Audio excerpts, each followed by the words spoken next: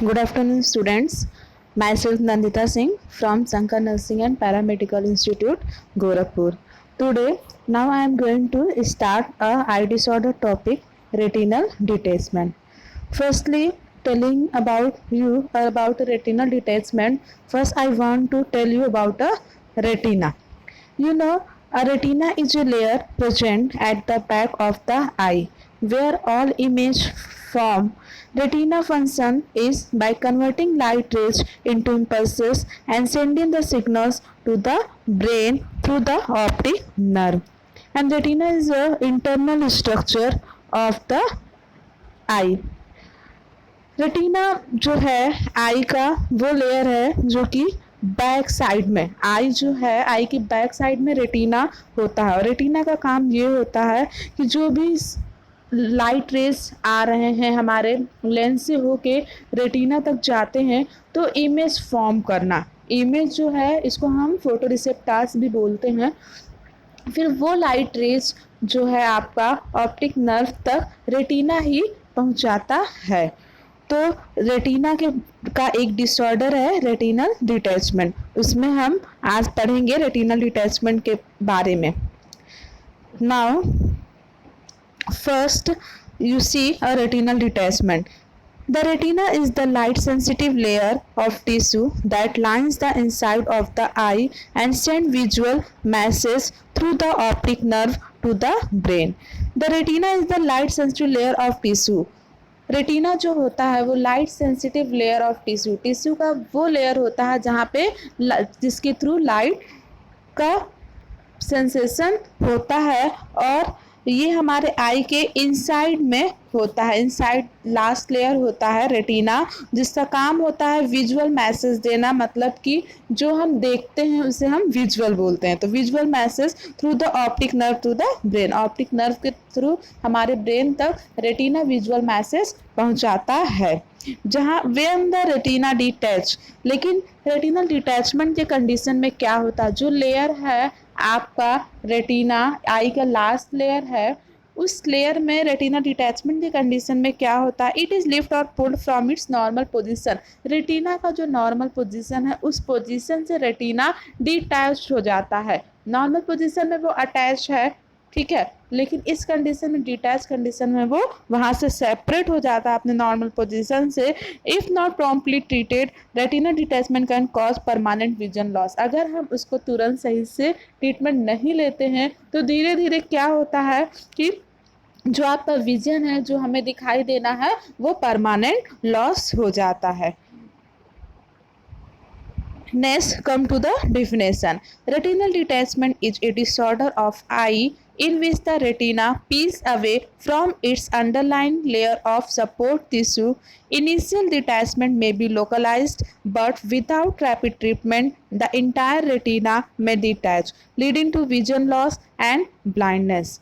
जैसे कि मैं आपको पहले भी बता चुकी हूँ कि रेटिनल डिटैचमेंट में क्या कंडीशन होता है, रेटिना जो आपका लेयर है वो अपने नॉर्मल पोजीशन से सेपरेट हो जाता है, अलग हो जाता है। तो वही सेम यहाँ पे भी दिया हुआ है कि डिसऑर्डर है आई का जिसमें रेटिना पील्स अवे अपने जगह से मूव ऑफ हो जाता है, वहाँ से अलग हो जाता है underline layer of support tissue. Initial detachment में भी लोकलाइज, जब ये स्टार्टिंग में शुरू होता है ये प्रॉब्लम उस समय जब रेटिना डिटैच होता है तो लोकलाइज वहीं पर रहता है, बट लेकिन without rapid treatment the entire retina में डिटैच। अगर आप तुरंत उसका ट्रीटमेंट सही से नहीं लेते हैं तो रेटिना धीरे धीरे पूरी तरीके से सेपरेट हो जाता है अंडरलाइन टिश्यू से, जिसके वजह से विजन लॉस होता है और दिखाई नहीं देती है। यहाँ तक ये प्रॉब्लम बढ़ जाती है कि ब्लाइंडनेस बिल्कुल भी दिखाई नहीं देता है। जैसे कि आप यहाँ पे देखिए पहला आई स्ट्रक्चर है फर्स्ट डायग्राम में जिसमें हेल्दी आई है।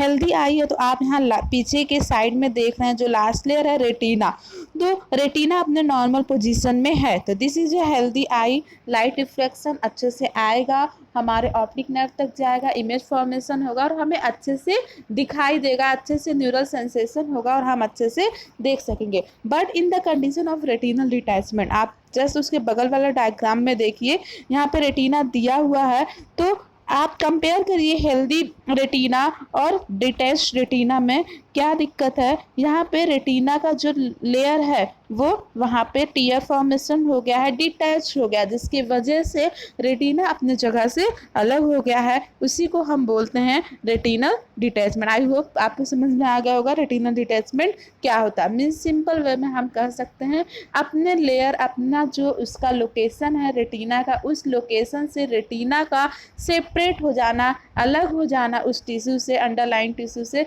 उसी को हम रेटिनल डिटैचमेंट कहते हैं। Next, come to the types of retinal detachment. There are mainly three types of retinal detachment. First, dermatogenous. Second, tractional. Third, exudative. Now, I am going to explain the types of retinal detachment. So, first you see rhegmatogenous retinal detachment. If you have a rhegmatogenous retinal detachment, you have a tear or hole in your retina. This allows fluid from within the eye to seep through the opening and get behind the retina. The fluid separates the retina from the membrane that provides it with nourishment and oxygen.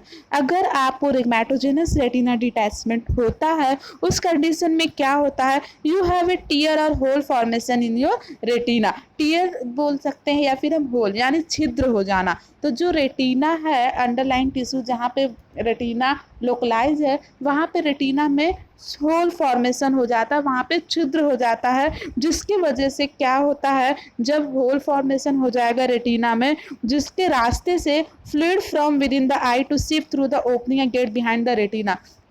आई के अंदर आपको पता है aqueous humour fluids होते हैं, तो वो fluid धीरे धीरे उस होल के थ्रू, उस होल के रास्ते से सिप होके और रेटिना के पीछे चले जाते हैं, जिसकी वजह से रेटिना पे फ्लूइड जाने की वजह से वो और अच्छे से सेपरेट होने लगता है, और जिसकी वजह से इसे हम बोल सकते हैं कि ये rhegmatogenous retinal detachment होता है। यानी सिंपल फॉर्म में जब रेटिना के पास कहीं भी होल फॉर्मेशन हो रहा है, टीयर फॉर्मेशन हो रहा है, जिसकी वजह से जब टीयर फॉर्मेशन होगा तो आई के अंदर जो भी आपका वाटर फॉर्मेशन होता है वो सिप होके रेटिना के पीछे चला जाता है, जिसे हम rhegmatogenous retinal detachment बोलते हैं।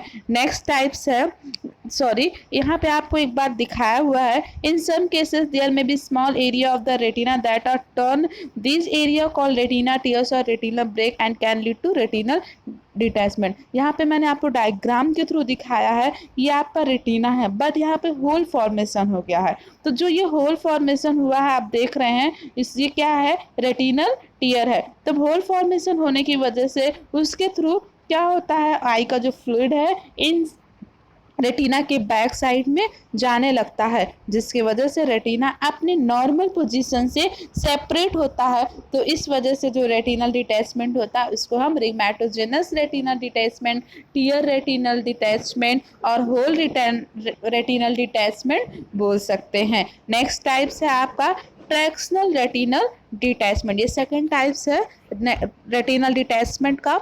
इसमें देखिए tractional retinal detachment occurs when scar tissue on the retina surface contract and cause the retina to pull away from the back of the eye. This is a less common type of detachment that typically affect people with diabetes. Tractional retinal detachment में क्या होता है, जो आपका fibrous tissue है, जो retina है वो फाइब्रस टिश्यू जो होता है वो आपका पुल द सेंसरी रेटिना, जब वो फाइब्रस टिश्यू क्या करता है, वहाँ पे स्कार फॉर्मेशन हो जाता है जब, तो वो फाइब्रस टिश्यू रेटिना को पीछे की तरफ पुल कर देता है, बैक कर देता है, और जिसकी वजह से रेटिना अपनी नॉर्मल पोजीशन से डिटैच हो जाता है, वहाँ पे अटैच नहीं रहता है, उसको हम बोलते हैं ट्रैक्शनल रेटिनल डिटैचमेंट। यानी सिंपल वे में हम कह सकते हैं कि स्कार टिश्यू मीन्स जो वहाँ का फाइब्रस और फाइब्रोवस्कुलर टिश्यू हैं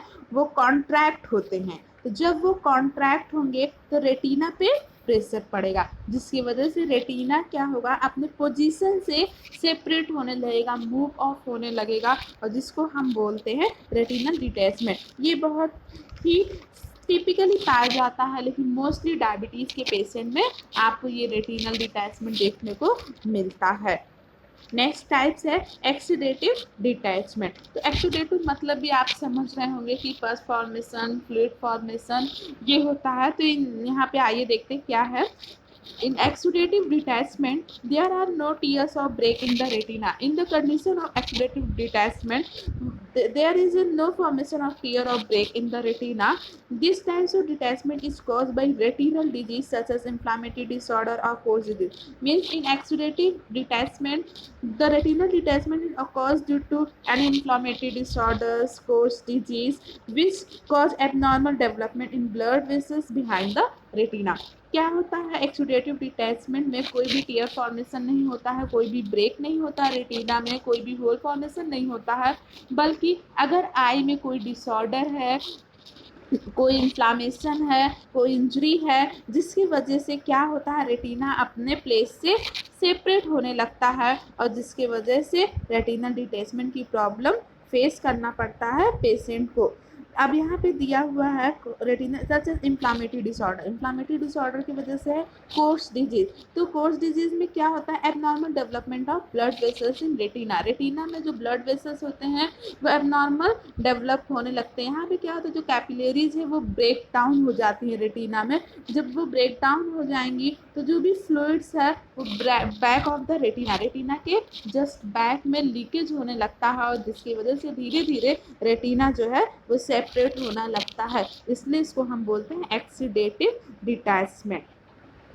next come to know the risk factor of retinal detachment. तो अभी तक आपने डिफिनेशन पढ़ा और डिफिनेशन के बाद में ये आप पढ़े कि कितने टाइप्स से रेटिनल डिटैचमेंट है, जो कि 3 टाइप्स हैं। तो अब हम आपको बताएंगे ऐसी कौन कौन सी वजह है जिसकी वजह से रेटिनल डिटैचमेंट होने के चांसेस हैं, ये फैक्टर इंक्रीज हो सकते हैं। तो रिस्क फैक्टर फर्स्ट है severe myopia.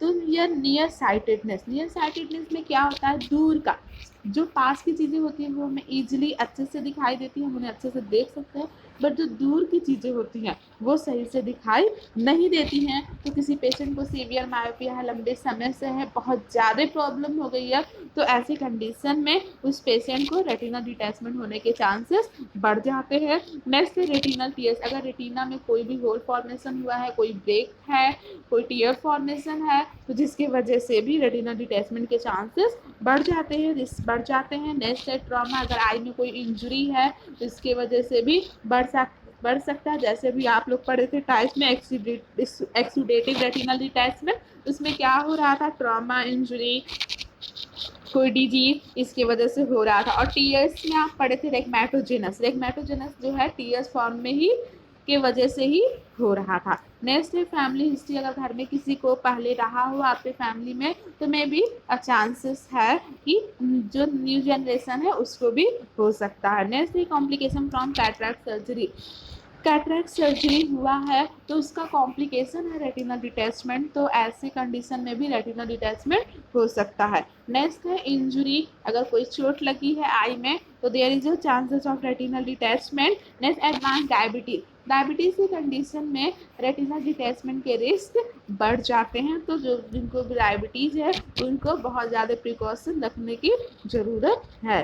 Next, after completing the risk factor, we will come to tell you about the symptoms of retinal detachment. What symptoms patient face in the case of retinal detachment? First is sudden appearance of flashing bright light.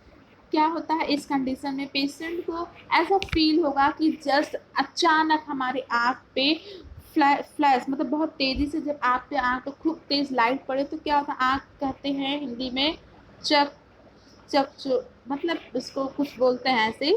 तो वो eyes में जब तेज़ी से रोशनी पड़ती है, flash पड़ता है, तो आइज़ में उतनी सेंसिटिविटी नहीं होती कि वो टॉलरेट कर सके। तो इस कंडीशन में जब आपका रेटिनल डिटैचमेंट है तो उसमें डायरेक्ट फील होगा कि हमारे आइज़ में फ्लैश लाइट या ब्राइटनेस बहुत तेज़ी से आया है। Specially in the peripheral vision. Peripheral vision में क्या होता है? पेरिफेरल विजन में आपका यही होता है कि जो आसपास the area of vision line just outside the line of direct side. Means जहाँ पे डायरेक्ट लाइट आ रही है उस साइड पे ना कि होके बल्कि उसके आसपास का एरिया। तो जहाँ पे लाइट नहीं है उसके आसपास के एरिया में आपको ऐसा फील होगा कि हमारे आइज पे फ्लैश लाइट बहुत तेज़ी से पड़ रहा है in the case of retinal detachment. Next है विजन बिकम ब्लड, बहुत ही धुंधला दिखाई देगा, धीरे धीरे धीरे धीरे धुंधला दिखाई देगा और वो ग्रेजुअली इंक्रीज होता रहेगा। नेक्स्ट है the individual experience illusion, illusion means क्या, false believe that some object like spots hair और string are moving in the eye called floaters, means individual को ऐसा लगेगा जो कि नहीं है, फिर भी उसे फील होगा कुछ स्मॉल ऑब्जेक्ट वहाँ पे कुछ रखा हुआ है, छोटा सा चीज़ है, जैसे वहाँ पे कुछ, जैसे हम कहीं देख रहे हैं तो वो स्पॉट, उस वॉल पे स्पॉट पड़ा हुआ है, या कहीं देख रहे हैं वहाँ पे स्पॉट्स है कुछ, और जैसा हम फील कर सकते हैं कि हाँ स्ट्रिंग्स मतलब लकीर, वहाँ पे लकीर खींचा हुआ है, या फिर are moving in the eye call floaters, जैसे फ्लोटर्स आपको हुआ कि हमारे आँख के आसपास कुछ जो है वाइट कलर का आईज पे आसपास ऐसे फ्लोट होता रहता है, तो वो आपको फील होगा। नेक्स्ट है ब्लाइंडनेस इन द अफेक्टेड आई, जिस आई में रेटिना डिटैचमेंट है उस आई से बिल्कुल दिखाई नहीं देगा, ब्लाइंडनेस की प्रॉब्लम हो सकती है। Next is shadow keep appearing in the visual field, means जहाँ पे हम देख रहे हैं जो विजन एरिया है जिधर हम देख रहे हैं वहाँ पे हमें परछाई जैसा फील होगा, एक शैडो जैसा फील होगा। Next come to know the diagnostic evolution, कि कैसे हम पता करेंगे कि रेटिनल डिटैचमेंट की प्रॉब्लम है, तो उसमें है retinal detachment can be examine by first ultrasound, second fluorescein angiography, third tonometry, fourth ophthalmoscopy, fifth refraction test, sixth color vision test, seventh visual acuity, and eighth slit lamp examination. Now I am going to explain the diagnostic evaluation step by step. First is retinal examination.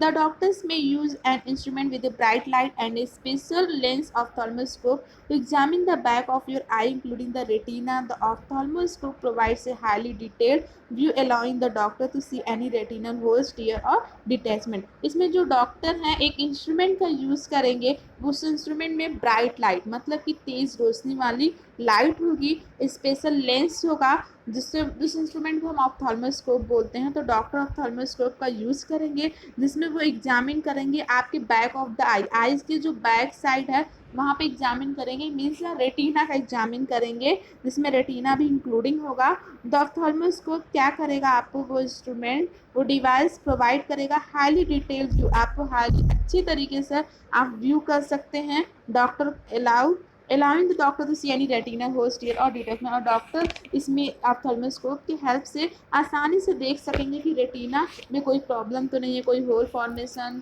कोई tier formation, कोई detachment. तो through the help of ophthalmoscope doctor see the back of your I like a hole formation, tear formation, detachment, and find out the problem of retina. Next, ultrasound imaging. Your doctor may use this test. Your doctor may use this test if bleeding has occurred in eye, making it difficult to see your retina. Doctor ये test उस condition में करेंगे अगर आई से bleeding हो रहा है, retina से ब्लीडिंग हो रहा है और हमें ऑप्थाल्मोस्कोप के थ्रू देखने में डिफिकल्टी हो रही है, उस कंडीशन में पेशेंट के आई का अल्ट्रासाउंड करेंगे और ताकि हम फाइंड आउट कर सकें कि हाँ एक्चुअल में रेटिना में क्या प्रॉब्लम है। नेक्स्ट है fluorescein angiography. Medical definition of fluorescein angiography. Fluorescein angiography जो होता है test to examine blood vessels in retina, choroid and iris of the eye. Retina में जो आपके ब्लड वेसल्स है, कोराइड में ब्लड वेसल्स प्रेजेंट है, रेटिना में प्रेजेंट है, आइरिस में प्रेजेंट है, तो उस ब्लड वेसल्स को डीपली स्टडी करते हैं, उसको विजुअल करते हैं, देखते हैं, उसका एग्जामिनेशन होता है फ्लोरोस्किन एंजियोग्राफी में। तो special dye is injected into the vein in the arm. Arm में एक स्पेशल डाई होता है, उस डाई को डॉक्टर इंसर्ट करते हैं। उसके बाद क्या होता है, picture are taken as the dye passes through the blood vessels in the eye. तो ब्लड वेसल्स के थ्रू, आर्म के जो ब्लड वेसल्स है उसके थ्रू वो डाई जो है हमारे आई तक पहुंचते हैं, तो डॉक्टर को उस आई का पूरा ब्लड वेसल्स का एक पिक्चर फ्लोरोस्किन एंजियोग्राफी में एक इमेज स्ट्रक्चर फॉर्म होता है मॉनिटर पे, कंप्यूटर के मॉनिटर पे, और वो इजीली देख सकते हैं कि हाँ ब्लड वेसल्स जो हैं आपके रेटिना में, कोराइड में, आइरिस में, उसमें क्या प्रॉब्लम है और क्या प्रॉब्लम नहीं है, तो उसमें ब्लड वेसल्स का एग्जामिन करते हैं। फ्लोरोस्किन एंजियोग्राफी में। जैसा कि आप इसमें देख रहे हैं, ये डिवाइस है, यहाँ पे आपका मॉनिटर है, तो आप इसमें स्ट्रक्चर पूरा आई का अच्छे से विजुअल हो सकता है और हम देख सकते हैं फ्लोरोस्किन एंजियोग्राफी में कि पेशेंट के जो आई का रेटिना है वहाँ के ब्लड वेसल्स की कंडीशन को हम चेक कर सकते हैं। Next, tonometry. It is the procedure eye care profession perform to determine the intraocular pressure, the fluid pressure inside the eye is an important test. इसमें क्या करते हैं, जो इंट्राकुलर प्रेशर है in the condition of retina detachment, cataract, तो जो आपका intraocular pressure वो इंक्रीज हो जाता है। तो टोनोमेट्री एक ऐसा डिवाइस है जिसके थ्रू हम ये चेक कर सकते हैं कि आई का प्रेशर जो है, इंट्राकुलर प्रेशर वो कितना है। जैसे कि आप इस स्ट्रक्चर में देख रहे हैं कि आई प्रेशर कैसे एग्जामिन किया जाता है।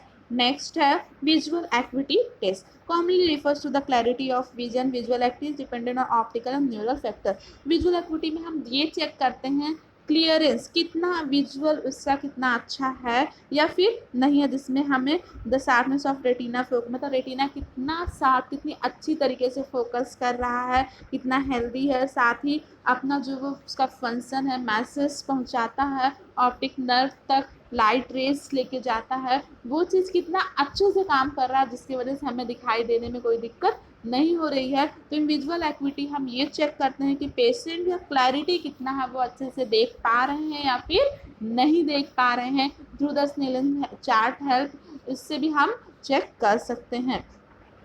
नेक्स्ट है a refraction. Refraction is an eye exam that measure a person prescription for eye glasses. Refraction test हम इस तब करते हैं जब हमें डॉक्टर को प्रिस्क्राइब करना हो आई ग्लासेस के लिए, उस कंडीशन में ऑप्थेल्मोलॉजिस्ट या ऑप्टोमेट्रिस्ट एग्जामिनेशन करते हैं।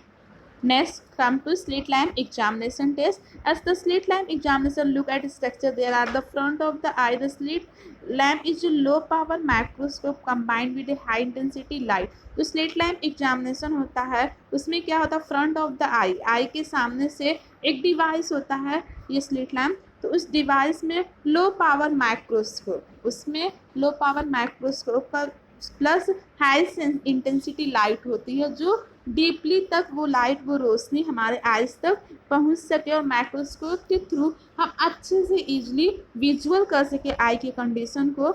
तो स्लिट लैम्प उसमें हेल्प करता है। तो that light source that can be focus as a thin beam, और पतली बीम, थिन बीम के थ्रू हम फोकस करते हैं आई पे, जिससे हेल्थ केयर प्रोवाइडर जो है, जो हेल्थ केयर दे रहे हैं, जो डॉक्टर हैं, ऑप्थेल्मोलॉजिस्ट हैं या हेल्थ केयर प्रोवाइडर, एग्जामिन कर सकते हैं आई का, specially the eyelids, cornea, conjunctiva, sclera and eye, means कि आपका पूरा जो आई है, स्ट्रक्चर है, उसके अंदर डीपली वो एग्जामिन कर सकते हैं कि प्रॉब्लम क्या है, जिससे वो फाइंड आउट कर सकते हैं। अगर इवन कंडीशन है रेटिनल डिटैचमेंट का, तो वो इजीली फाइंड आउट कर सकते हैं through the help of slit lamp examination. ये है स्लिट लैम्प एग्जामिनेशन का डायग्राम, जो आप देख के समझ सकते हैं कि हाँ स्लिट लैम्प कैसा होता है, कैसा डिवाइस है।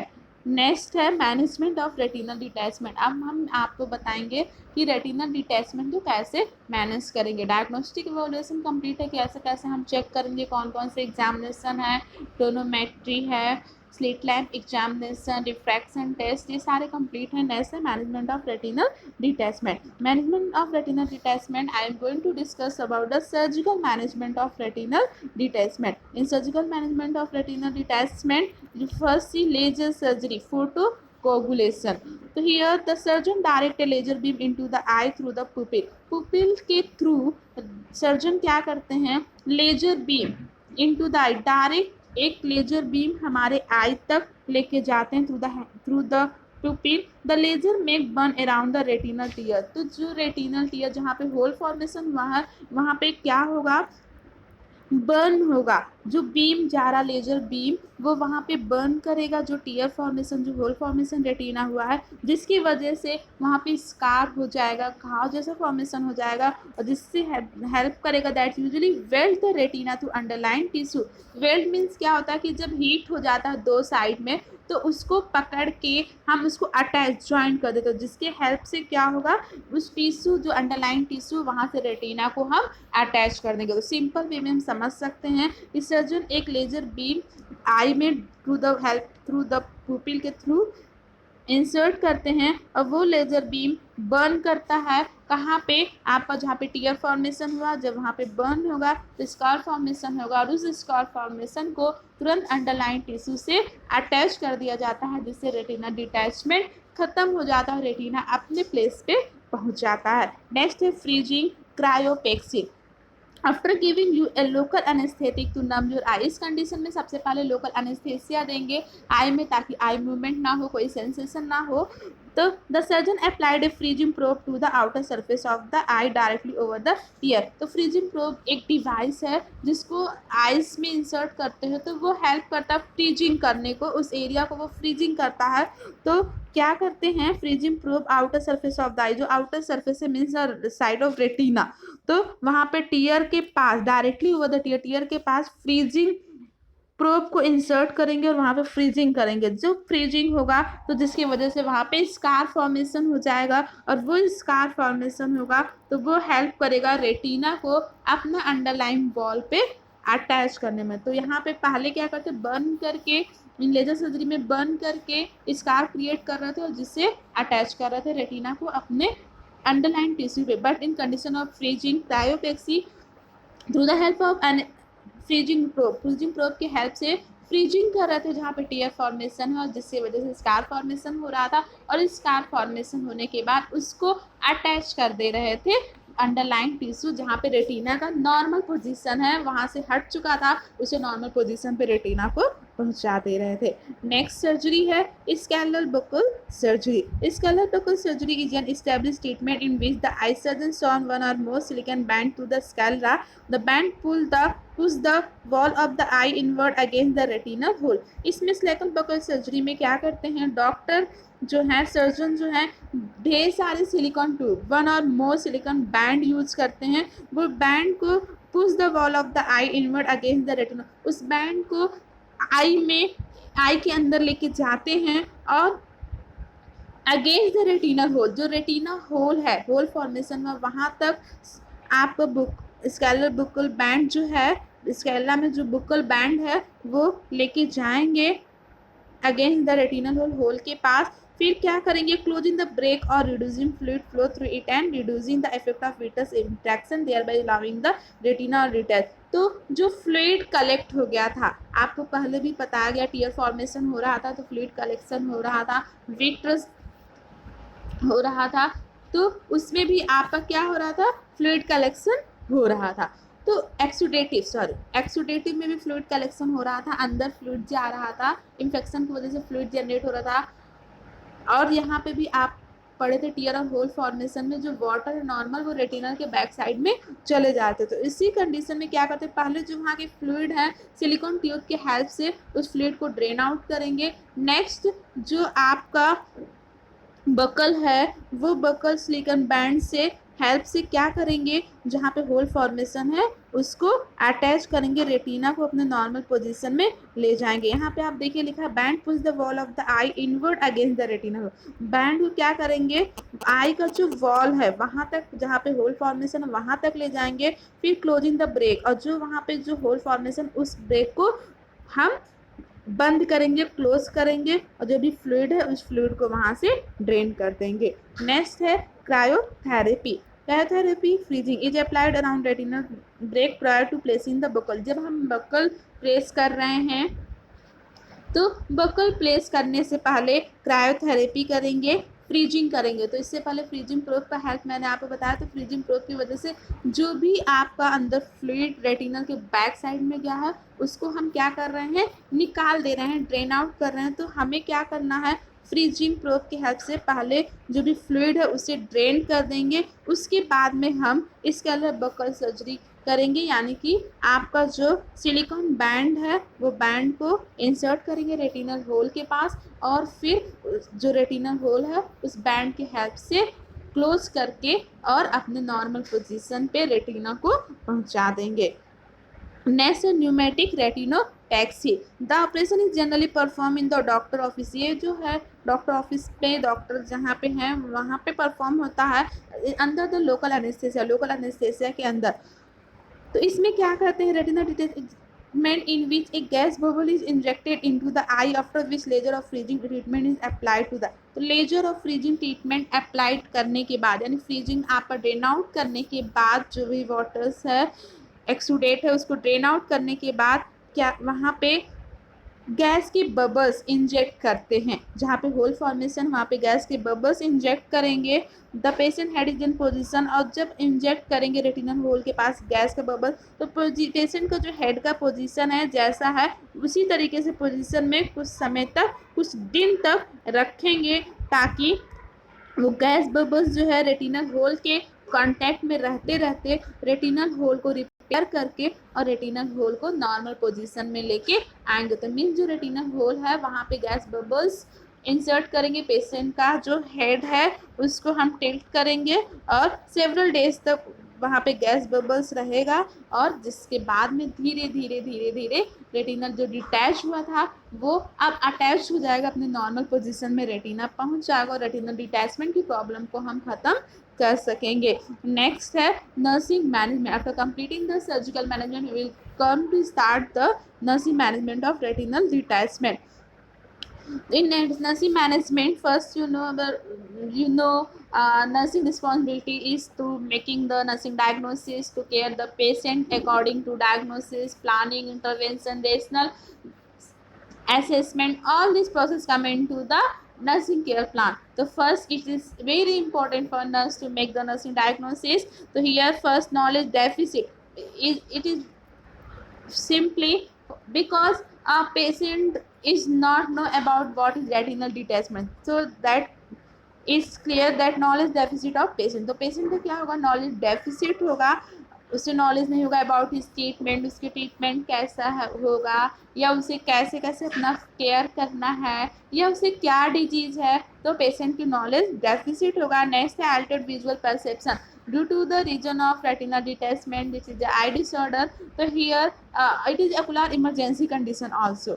तो here Altered visual perception is common problem. तो इसमें क्या होता है, पेशेंट का जो विजुअल परसेप्शन है सही से उन्हें दिखाई नहीं देगा, वो अल्टर्ड हो जाएगा। नेक्स्ट है अल्टर्ड कंफर्ट, तो पेशेंट को कंफर्ट फील नहीं होगा। आपको अच्छे से पता, अगर साइट हमारी ना रहे, हम अच्छे से देख ना सकें, तो इंडिपेंडेंस जो है हमारे अंदर वो चीज़ नहीं रह जाती है, क्योंकि हम जो चीज़ चाह रहे हैं ईजिली वो आसानी से नहीं कर सकते। तो पेशेंट के साथ भी वही कंडीशन हो रहा है, उनके अंदर इतनी इंडिपेंडेंसी अब नहीं प्रेजेंट है, तो पेशेंट कंफर्टेबल फील नहीं करेगा। तो इस कंडीशन में पेशेंट का कंफर्ट अल्टर्ड हो जाएगा। नेक्स्ट है self care deficit, due to the loss of vision patient was not able to care himself. तो here a problem patient face self care deficit problem, patient not able to care them, तो patient यहाँ पे अपना care खुद नहीं कर सकेगा, तो सेल्फ केयर डेफिसिट भी है।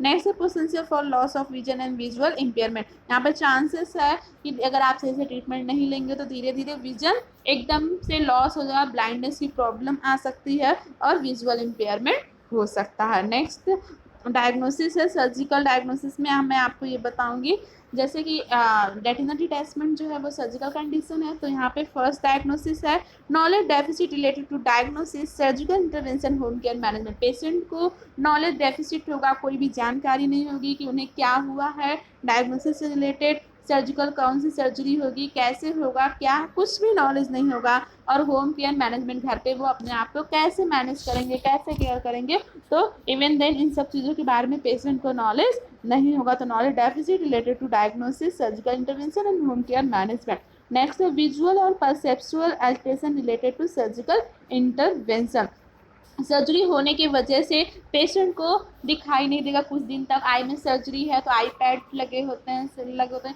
तो उस समय भी पेशेंट को बिल्कुल दिखाई नहीं दे रहा, तो विजुअल और परसेप्चुअल अल्टरेशन होगा पेशेंट को, क्योंकि सर्जरी हुआ है पेशेंट का। Next anxiety related to surgical intervention and its outcome, patient को बहुत एंजाइटी रहेगी कि हाँ अब सर्जरी हो रहा है, तो सर्जरी के नाम से ही इंसान घबरा जाता है, तो पेशेंट को बहुत एंजाइटी हुई कि हाँ क्या होगा, कैसे होगा, और सर्जरी होने के बाद पता नहीं मैं ठीक होऊंगा या नहीं होऊंगा, ये सारी चीज़ों को लेके पेशेंट को बहुत एंजाइटी है। तो नर्सेस को साइकोलॉजिकल सपोर्ट देना है, उन्हें समझाना है कि ऐसा कुछ नहीं, धीरे धीरे करके आप पहले से भी बेटर हो जाएंगे, इसलिए बहुत ही नेसेसरी है तो पेशेंट को साइकोलॉजिकल सपोर्ट, फैमिली को साइकोलॉजिकल सपोर्ट प्रोवाइड करना है। Next potential for infection related to surgical intervention.